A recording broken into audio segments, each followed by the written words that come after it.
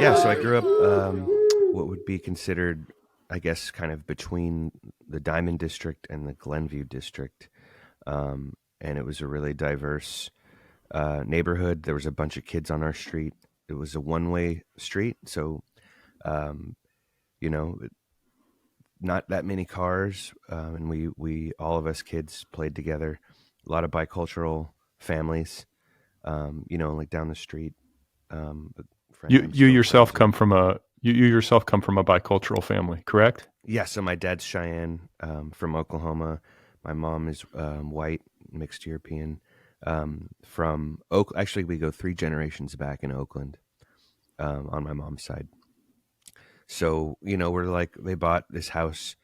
Um, I can't remember what year, but it was like $100,000 house, which now that same neighborhood and house is probably like closer to $2 million. So things have changed quite a bit from that time. So my dad was an engineer, and my mom kind of picked up odd jobs. Um, she raised us evangelical Christian, so part of the backdrop is me thinking the world is going to end, and if I don't accept, like, wholeheartedly accept Jesus into my heart, I'm going to hell for eternity. that's that's That's like a fun one. it's a defining piece of my childhood that I can't not include. We're going to church every Sunday and hearing people talk about the gloom and doom coming, and it's related to me also not thinking about a future. And so part of my childhood is really ideal, and nice, and I had all these friends my age and similar backgrounds, just in the sense that we're bicultural. There were no other native families, um, but close friends, and two of those friends I'm super close with. One of the families that I was super close with, one of the brothers, just died last week, actually. Oh, I'm sorry. um, and so we grew up, like lower middle class, and God was like a big part of the conversation. And eventually my two older sisters went pretty crazy in their teenage years. A lot of drugs, and my older sister involved in gangs in Oakland, and not really many conversations about the future, and where I'm thinking about for college. As a little kid, I was really into sports, and I was really into the A's. It was the time of the Bash Brothers with Jose Canseco and Mark McGuire, and I had the dream of playing baseball, and I think that lasted for a while in my childhood, and eventually, I remember it definitively was dead when they went on strike, and I just felt like you're getting paid to play something. You can't you can't go on strike. I mean, I didn't Right. understand all the complexities of like managers and people profiting off of. I didn't understand any of it. I just was like, you can't possibly stop doing this. You're getting paid to play.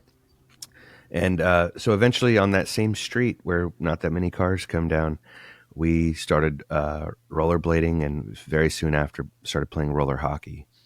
And I got very into that. That lasted for more than a decade, and went on to I went on to play indoor and on a national level, and I got sponsored by a company, and thought there was some way to do it professionally. So that sort of dream of playing a sport professionally it ran for a while.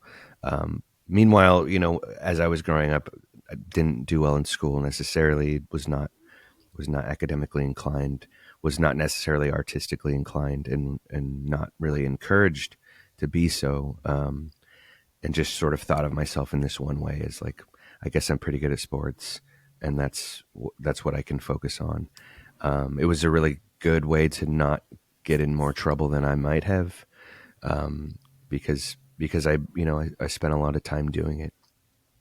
And my family sort of fell apart right around middle school. My parents got divorced. We moved uh, out of my childhood home, away from the neighborhood that I grew up in, and just sort of descended into somewhat chaos, and um, then moved into a less good neighborhood. I ended up getting kicked out of high school, um, Why? and It's kind of not a great story. But me and one of my sisters and one of my best friends and his older brother, we all got kicked out from the same school the same year.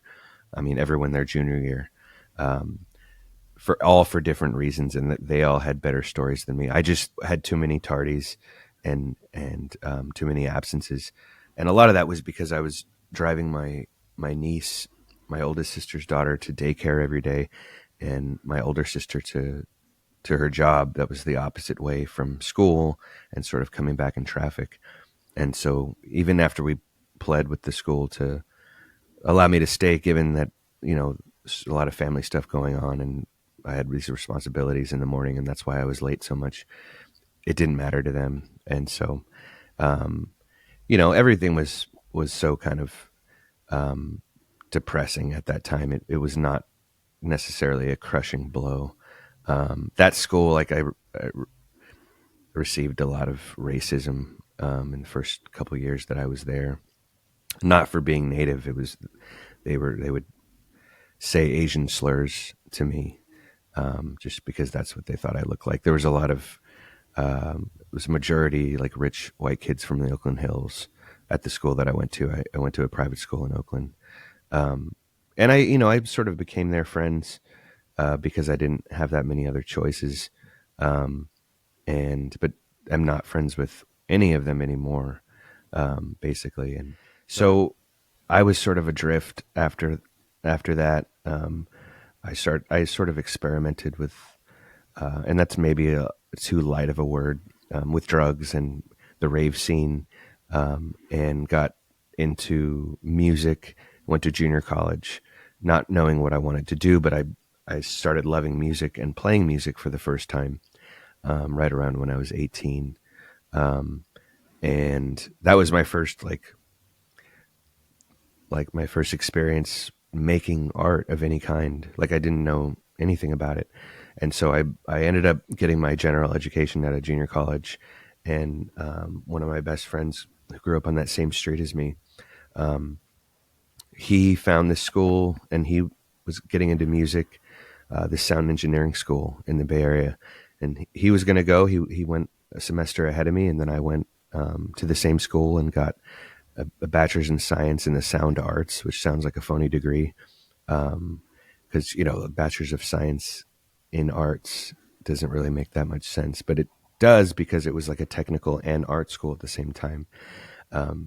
So I got like deeper and deeper into music going there. And Can I ask you, like, when it comes to music, what kind of music? It sounds like electronic music, or were there instruments that you were playing too? I was playing guitar and piano, and I was experimenting with electronic stuff, experimental stuff. Did you have any training, like were you just teaching yourself how to play guitar and piano, or did you have some background? I had a very brief stint with a guitar teacher, who ended up like weirdly trying to get a date with my mom based on not even ever having seen her, based on the way that I looked. It's this really weird, awkward thing that he asked me after one of the lessons. And I maybe took like 6 lessons, and I was like, I think I'm good on this teacher. But so I'm mostly self-taught on piano and guitar, just kind of listening to stuff and teaching myself how to read sheet music. And so I did that for a long time. And at the school, I was learning how to compose, and did some composition in with synths and with strings, and learned music theory and MIDI and all these. And it was in studios recording to analog, like all these skills that are completely useless now, because this was 2003, 2004. And a lot of the teachers didn't believe that the MP3 was actually going to conquer the world like it did. They believed that people would choose quality over quantity. And of course, that's ridiculous to say now. And we're kind of coming around back to quality after the technology's caught up. But for a long time, we just wanted as many songs on our iPods as we could get on there, no matter how it sounded, no matter how much squashed the music became with compression. but my teachers didn't believe it would happen. And so I left the school. One of the only like sort of tracks they had directly to a job was they were like really honest about, if you want to work in a studio, like a big studio, we have connections, but you're going to be a gopher for 2 years, like getting sandwiches and coffee and cleaning toilets before you have a shot at being like third engineer. And I didn't even want to work in a studio at all. I got really interested in sound design and scoring for films, but there was no clear path to that. And I knew that I came to music pretty late and that I had years to study on my own, and knew that I needed to like have talent to even be, considered by anybody who would pick me up to do sound design or sound scoring or film scoring. So I got a job at a used bookstore like immediately after graduating, and also at the Native American Health Center in Oakland, and I was just doing data entry there at first. And at this used bookstore, I discovered fiction on my own for the first time. I'd never gotten into it. It was something that was assigned in school, and I would sort of skim through books to try to pass tests. But I was never handed a book like, you have to read this, you'll love this. I don't come from a family of readers. So I was completely transformed forever after finding the fiction that I loved. And soon after, very much wanted to write, and spent the next, this was 2005 to 2012 when I started writing there. I was just reading and writing as much as I could. So again, sort of this self-taught autodidact path, just out of passion for it and wanting to do it, and knowing from what it required to get good at sports, sort of putting in the time and treating it as a discipline. I applied that to music, and then I applied it to writing in the same way. Shortly after finding out I was going to be a father, the idea for there sort of popped in my head, and I was convinced enough about it to write into that for as long as it took to finish it. And half of that time I was doing it on my own. And then in 2014, I got into the MFA at the Institute of American Indian Arts, and got a bunch of new tools as a writer, and sort of understood how publishing worked. And that was helpful in figuring out how to eventually get there published. So first of all, where was this used bookstore? Was it in Oakland? It was in San Leandro. It was like right over the border between San Leandro and Oakland. And were there particular books in those days, especially in the early days of working at that bookstore, that really lit you up and set you on your course? Well, at first, I was reading philosophy and religious books, like obscure stuff like the Upanishads, like, just figuring out there was this giant hole that was created by having an upbringing where God was the emphasis. And I just was never convinced that Jesus was for me. But there was still an absence there afterward because of how much emphasis there was on the divine. And I sort of went at fiction eventually with a kind of religious fervor, I would say. But before that, I was reading for meaning and to try to figure myself out, and reading the mystics. Like I got really into Meister Eckhart for a while, and psychology, and even, this is kind of embarrassing, but there was a short phase of New Age books. This was before fiction, like the Celestine Prophecy and all these horrible. Hey, listen, you're talking to somebody who has a weakness for those kinds of books, so no shame. I've read the Celestine Prophecy. I think we're now supposed to exchange gifts, right? Is that what we're supposed to do? We're supposed to stare at each other's, the exterior of each other's outline to see if we can see fields of energy. Okay, I'm down. But that's interesting, and it seems somewhat similar to my own experience at that particular age. You were in your early 20s? Yeah. Where you're kind of just getting into adulthood. I had a Catholic upbringing that didn't really register with me, and yet there was this sense of absence and like, well, what do I actually think if I don't believe in this? And I took to books as well. and sort of tried to self-educate and read my way to some understanding. For me, it's an ongoing process. I don't think I've arrived at any terminus or, state of enlightenment or anything, but I'm curious to know if you feel like you benefited from that process. Do you feel like you arrived at some deeper understanding, or at least a more solid sense of your place in the universe? I don't think so. I think what I arrived at was fiction. That was the arrival, was like, oh, you can you can render worlds and talk about what worlds contain and what meaning is in the context of those worlds, and that's a way to process questions and to think and feel through characters, things that you don't have answers to, but you get to ask, and you get to sort of act out. I don't want to make it sound like art therapy or like it's all processing reality, but it was a way to think and feel about the world that filled whatever the thing I was searching for. That's not to say I found the answer. I feel like I landed somewhere where I'm like, I understand the meaning of life. Not at all. I just, the thing I was looking for, I found it in fiction and writing novels. At first I was just writing short stories and experimental stuff, but eventually I was always wanting to get to writing novels because I love what novels do, how much they can contain, how much they can try to get at. And so eventually when I came up with the idea, novels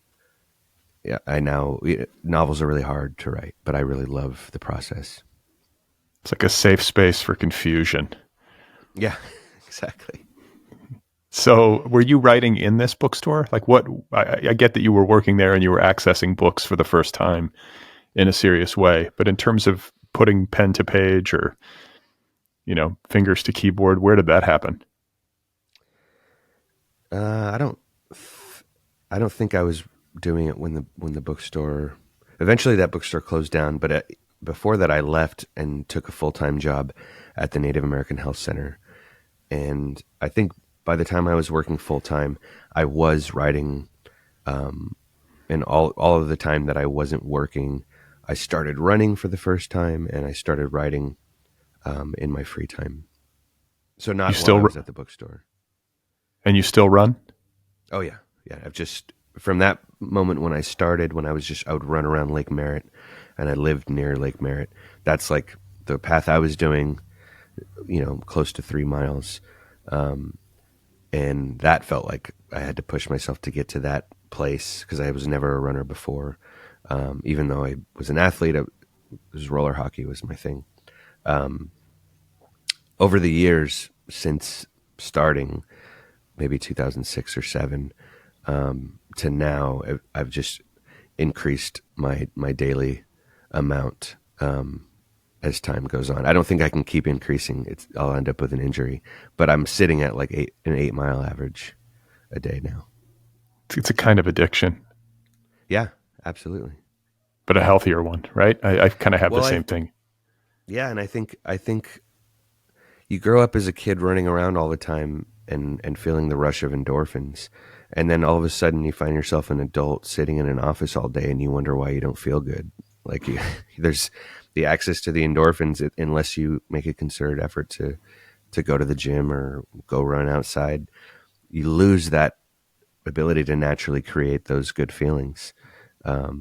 Historically people naturally would have to be active to survive, and the endorphins would be there as part of their daily activity.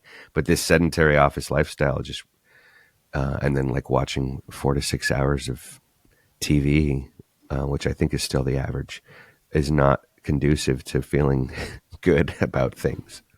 No doubt. So you are working at a used bookstore, and then at this Native American Health Center, you're a reader, a serious reader at this point. And then you mentioned that when you knew that you were going to become a father, the idea for There came to you. Is that right? Do I have the timeline right?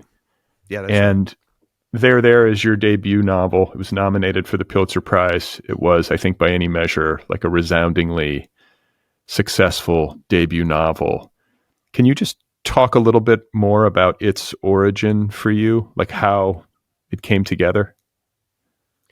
Yeah, so me and my wife were driving down to L.A. To see Chili Gonzalez. He's a pianist, um, and he's also a rapper. He's a brilliant improviser on the piano. He's done these like crazy in France. I think he's done like the longest piano performance. He did like 24 hours of piano. You can see it on YouTube. There's like clips from his marathon of playing piano nonstop for 24 hours. Um, but we saw, just this hour long show at the Largo. And on the way down, I think the gravity of becoming a father was doing something new to me. And like I said, I'd been wanting to write a novel, but I didn't know how to start or what it took to think of an idea. So, and I had done an artisan residency in 2009, a month-long residency in Montana. I'd gotten into this thing, and I'd gone to Oregon for 6 months to just write and read in the middle of nowhere.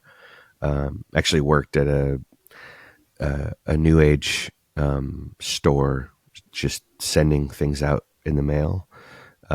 Just copies of the Celestine Prophecy, just shipping them out. It was even worse than that. It was like aura sprays. There were different colored aura sprays, and they'd have scents, and there were spiritual stones they would sell in like these bags, and then lots of new age books. The guy that I worked for was an ex record label executive who moved to Oregon to start up this new age store. And he was a new age book writer. He was a novel writer of this very specific genre of novels where the formula, the guy sort of doesn't know what to do, and a spiritual master comes into his life, and then he sort of learns the way. So this guy was my boss, and he hired me actually because in the interview, somehow came out that I was Native. And he claimed to have been getting visited spiritually from this old dead Indian to bring back the ghost dance.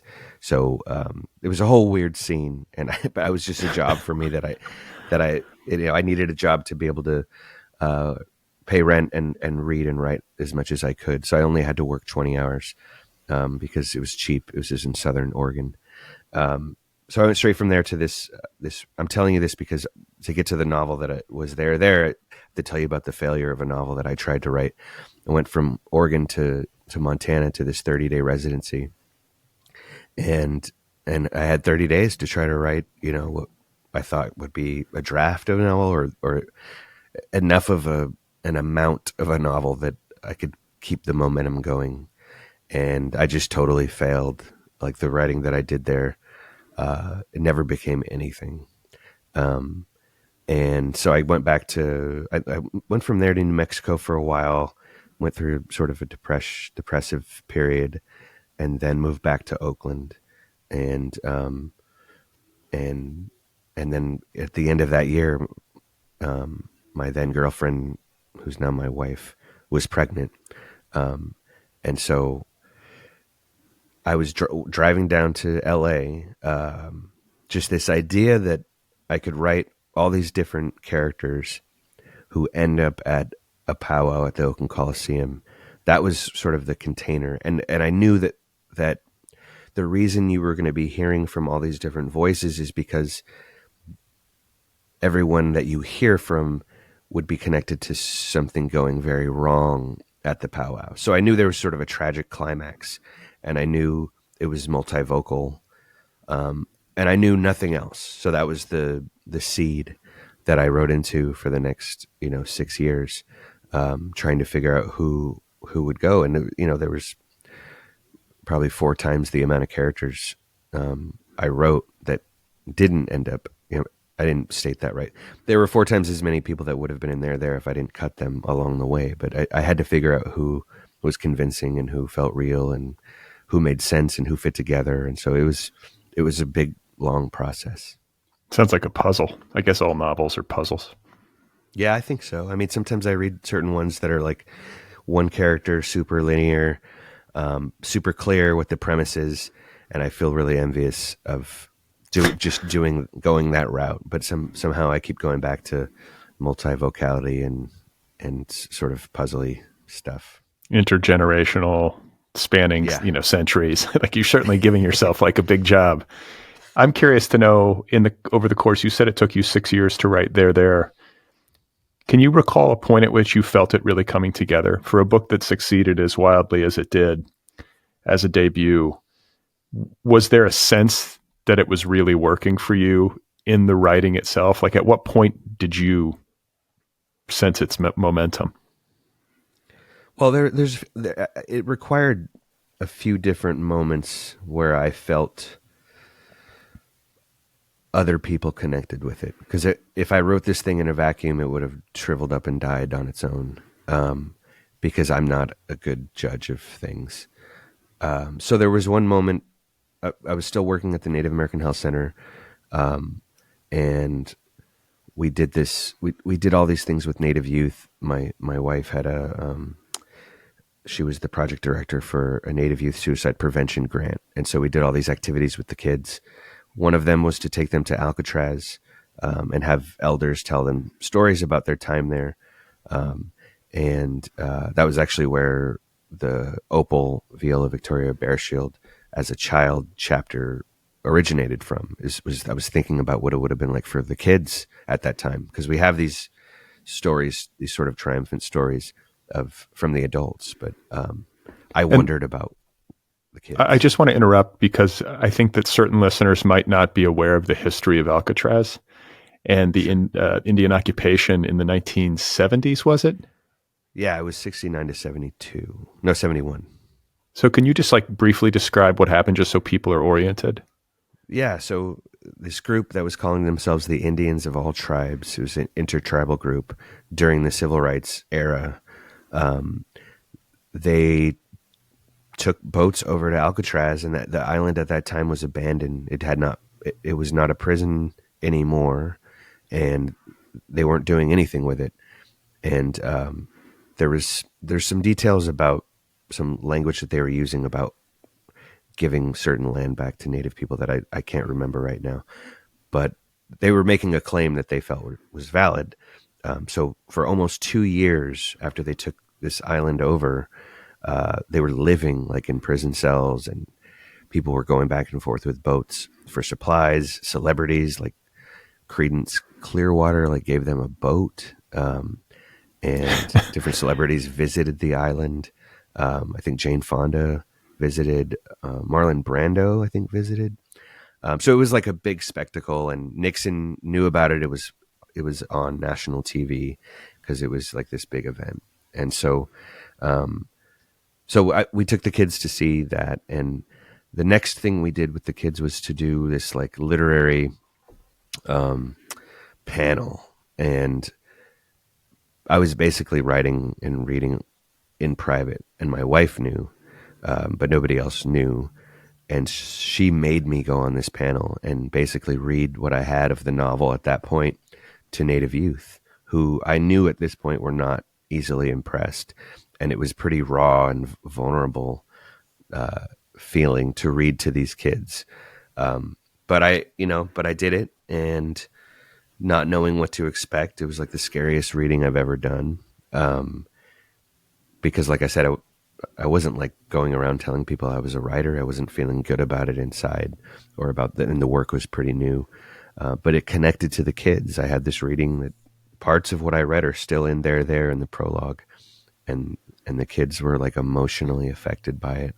And that was a moment that like gave me energy to keep going. So there was a few along the way, but I needed to constantly be reassured or have some kind of feedback that let me know that I should keep going. And all the way up until months before I sold it, I wasn't sure if it was coming together. The way that I ended up with an agent was I was at a writing conference. I ended up writing like half the novel for my MFA thesis, and I was at a writing conference in October of 2016, and I'd gotten a scholarship, so I got to read for 7 minutes as opposed to the people who were non-scholarship people. They had only 3 minutes, I think. So I read from this chapter, the Opal Viola Victoria Bearshield, this little girl on the island during the occupation, and somebody who was there heard me read and loved it and told me to send her my manuscript. And so I sent her what I had, which is like half the book.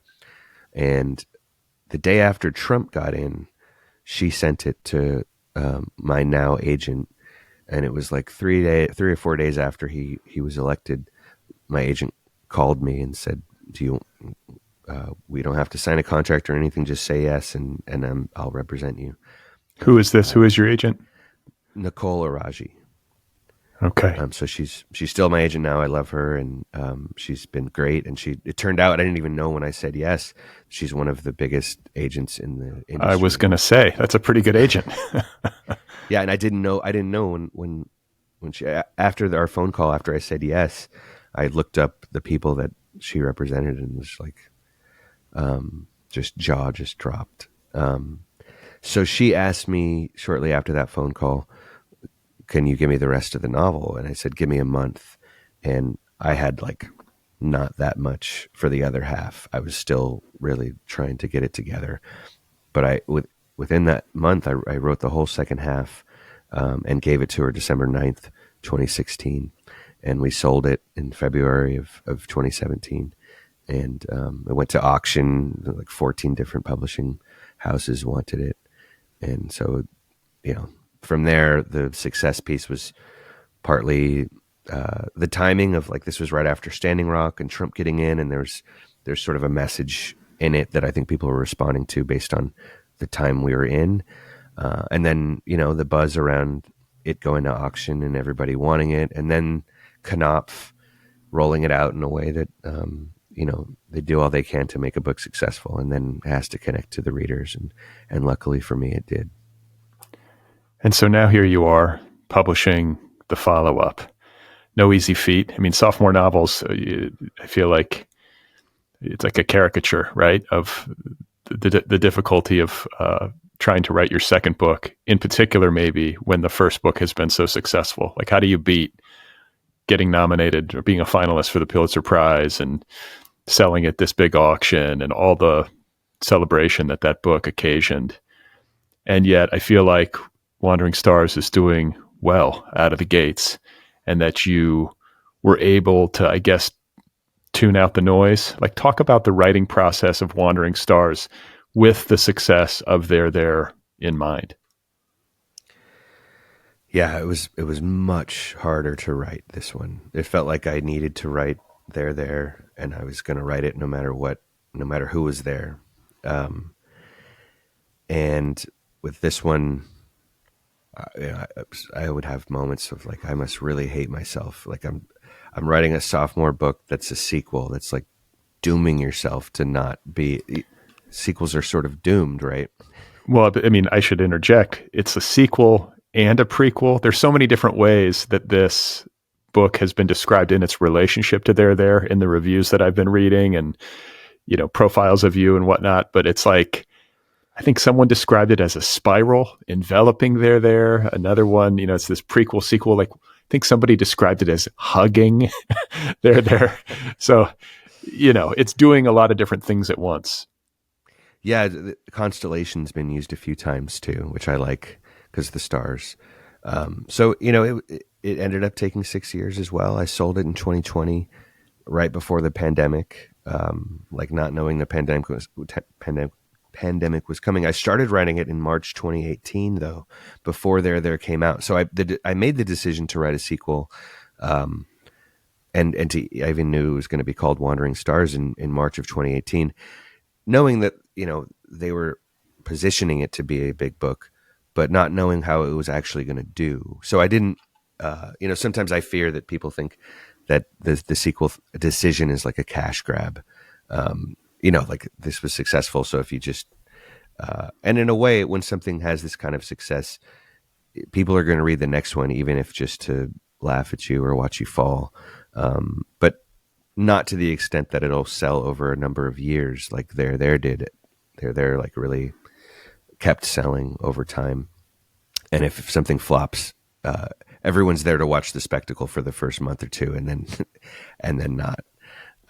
So we're still, like you said, the reviews are pretty good right now, and we'll see how it does. But there was a lot of new voices and critics in my head for the next one because of the sophomore sort of struggle and not wanting to write the same book, because I was in the same universe, so to speak.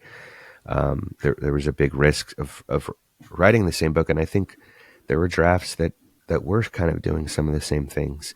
And this piece of history about Sand Creek and then the Fort Marion prison castle, that was not something that I planned to write when I thought of writing the sequel. This is information that just by chance I happened to come across when I was in Sweden for the Swedish translation of There. So I was at a museum and I saw this newspaper clipping about Southern Cheyennes in St. Augustine, Florida in 1875. And I found out that this time, these prisoners of war were there between 1875 and 1878 was the basis for the idea that Richard Henry Pratt had for the Carlisle Indian Industrial School. And so knowing that my tribe was at the sort of the origin story of the boarding schools themselves, which lasted for decades and caused countless decimation to our culture and languages. It was fascinating and awful to know that my tribe was sort of at the beginning of this. And so I didn't know how that was going to connect to a sequel, but I knew I wanted it to. And I saw a list of names of prisoners and saw that one of them's name was Star and another one's name was Bear Shield. And that's one of the families from there. And I knew right when I saw those names that I was going to write a generational sort of saga, that after you get this family line starting at Sand Creek, you end up in the aftermath of the shooting at the powwow at the end of There. So the word that comes to mind is synchronicities. You mentioned that you had the idea for Wandering Stars and even the title for the novel well before or shortly before There was published and started to have a lot of success. I think I read that you were signing copies in the warehouse for Penguin Random House, and you heard, what was it, the song Wandering Star by Portishead. Yeah. And that gave I don't know why. It's a very uninspiring setting, let's just say, to like think of the book. And I don't know why I was convinced, but after all of these different stars started showing up, it was eerie that I knew something about the title in a moment, just from a 90s like alternative rock song or trip hop band. There's no reason that would lead me to believe I should call this next book Wandering Stars. And so the prison castle was what they call a star fort. So the prison castle that I was writing about was shaped like a star. That was also something I could not have known. I didn't go to Sweden until the spring of 2019, and it was spring of 2018 that I thought of this. And at first I was just writing a straightforward sequel, and I didn't know how Wandering Stars was going to fit as a title. I just became convinced of it and was writing like the aftermath of what happened. There was some like afterlife stuff that I wrote that did exist in this kind of like edge of the universe shooting star space that I've never told anyone about until right now, besides my wife.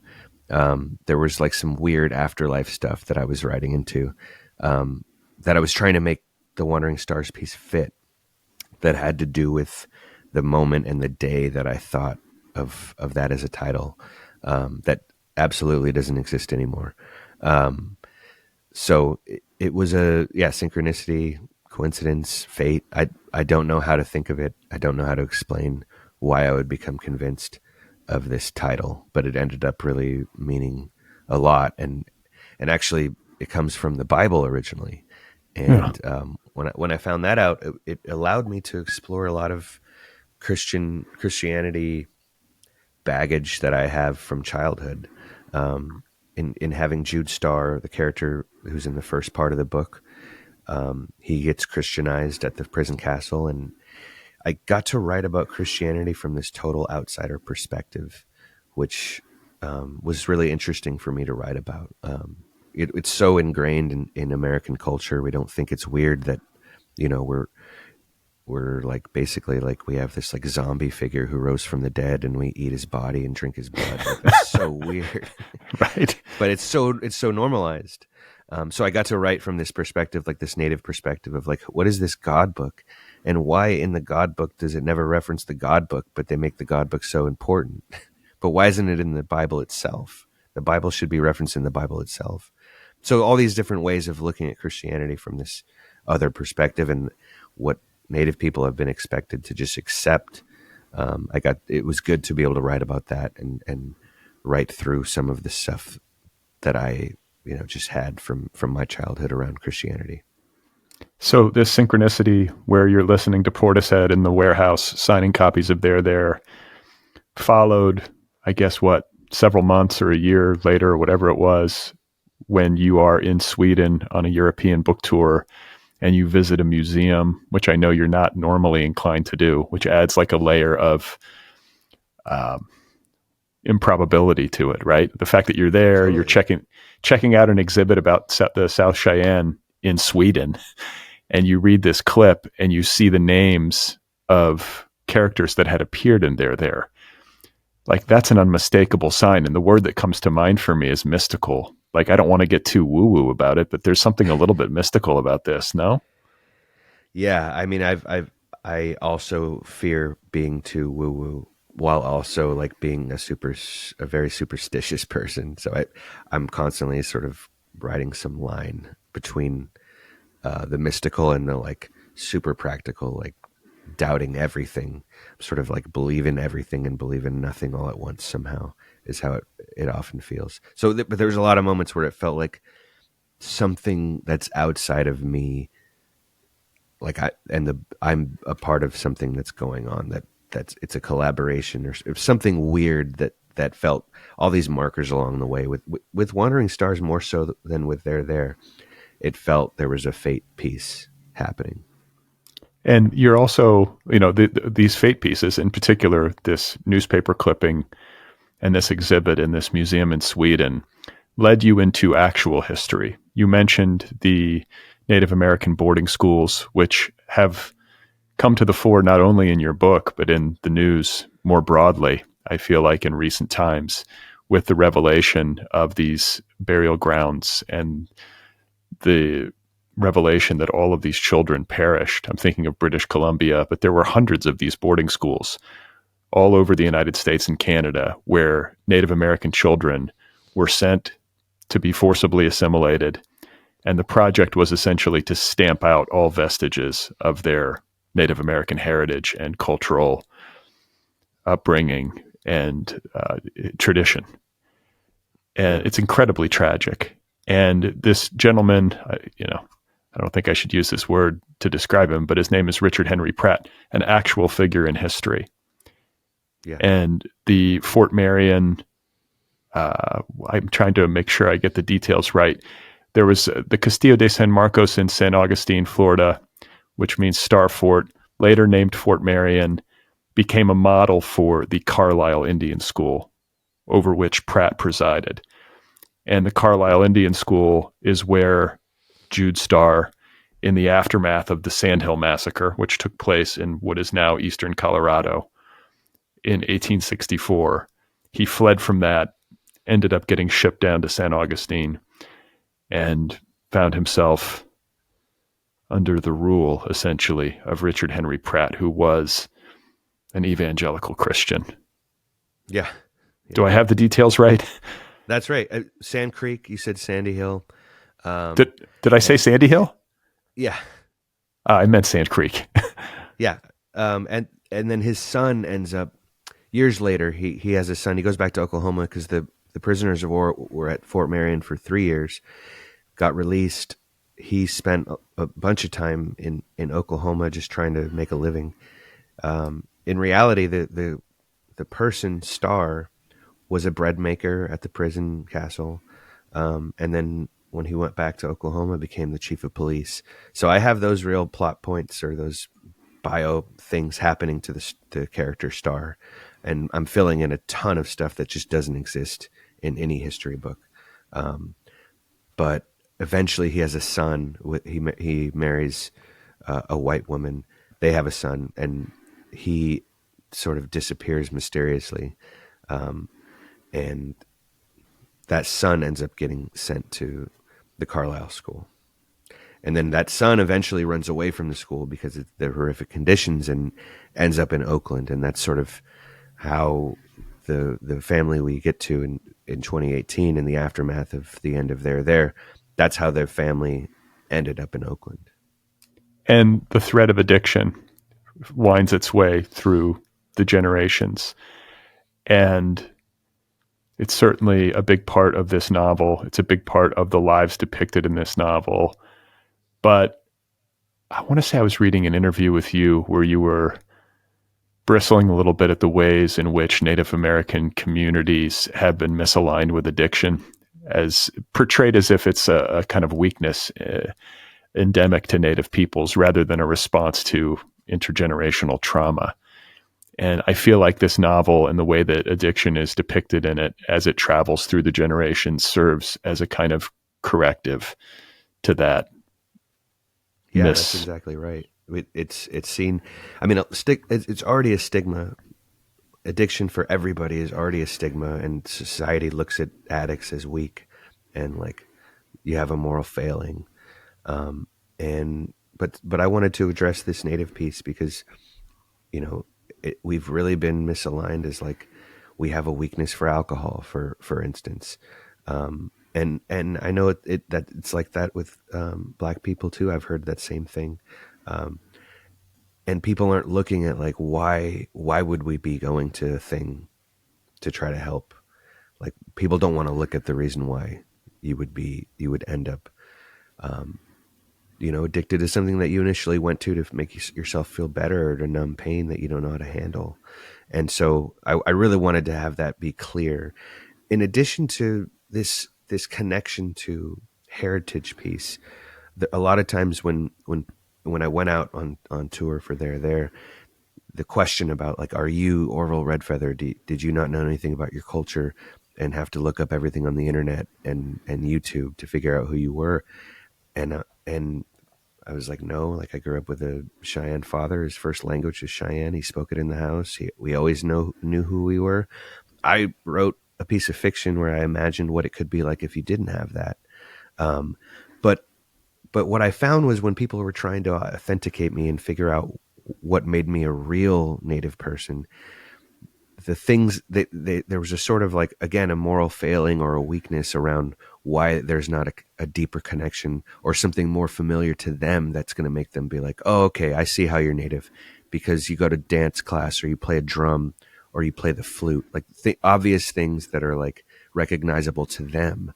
And they don't know, most Americans don't know about this history. The boarding schools went on from 1879 at least to 1979 with the same kill the Indian, save the man belief, like that Christianizing and not letting them learn about their culture or speak their languages. That same ethic, or whatever you want to call it, the same philosophy was in place in schools all over the country. So the burden of like, why don't we have a connection? You have to know the context before you start judging whether or not we could have tried harder. On a side note, when I say tried harder, I have to tell you this story. James Cameron, the Avatar stuff, you know how he's sort of based on Native culture. I can't remember the name, the Neve or whatever. Yeah, there's the blue.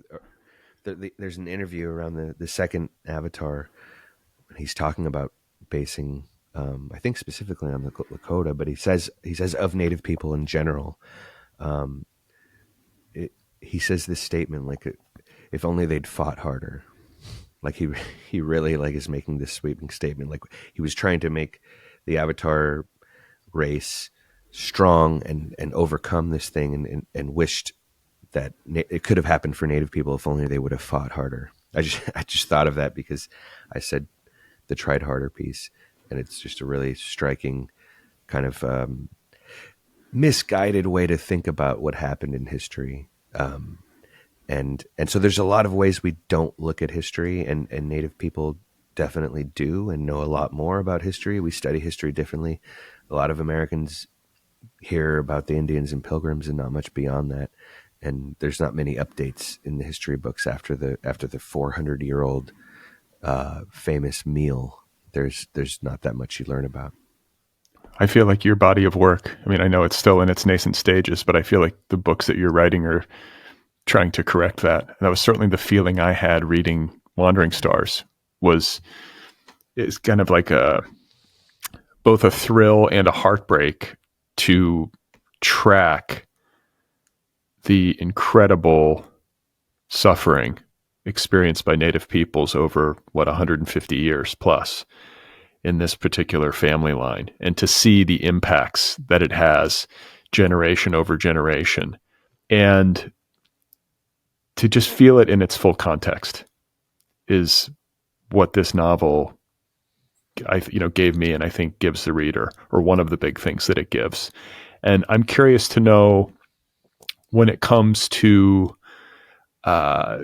the books that you've written so far, and maybe the books that you dream of writing in the years ahead, if you have a sense of the larger project. Like, is this something you ponder, or are you just book to book so far?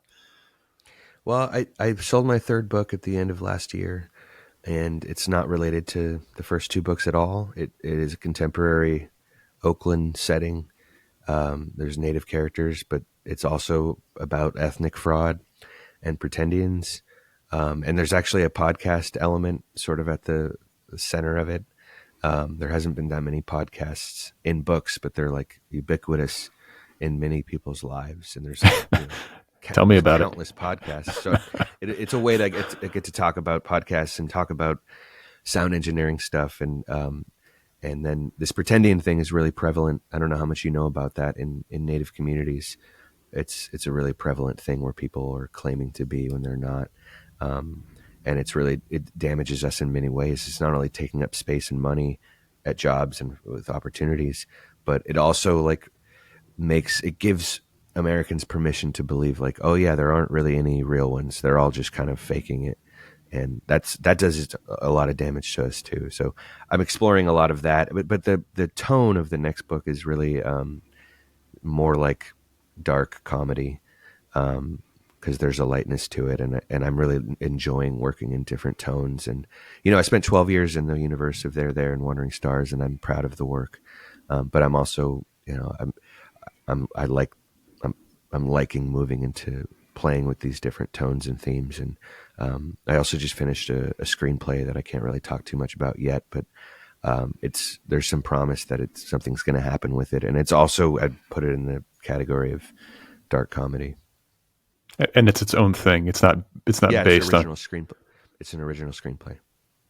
And it makes some emotional sense that after kind of bearing the weight, I mean, it's a high class problem, but bearing the weight of the success of your debut, working through the follow up, and kind of dealing with the pressure, that there would be maybe a gravitation towards comedy or dark comedy, and maybe taking on, like you say, these different tones. Is the process of writing felt lighter on book number 3 than it did on book number 2? It has, and it already felt lighter before, because yesterday that Wandering Stars came out, and there's a lot of waiting to see like the reception, but I guess some of the blockages or the hesitancy around the second book, it's not there. Like, I feel a lot more free to kind of do what I want, and that feels really good. Well, congratulations on all of it. I know you got to go. You're in demand, and I just want to thank you for the time, and hope you enjoy the ride with this one. And I wish you all the best with the new book and the screenplay and all that you have going. Thank you, Brad. I appreciate you asking me on and for this conversation.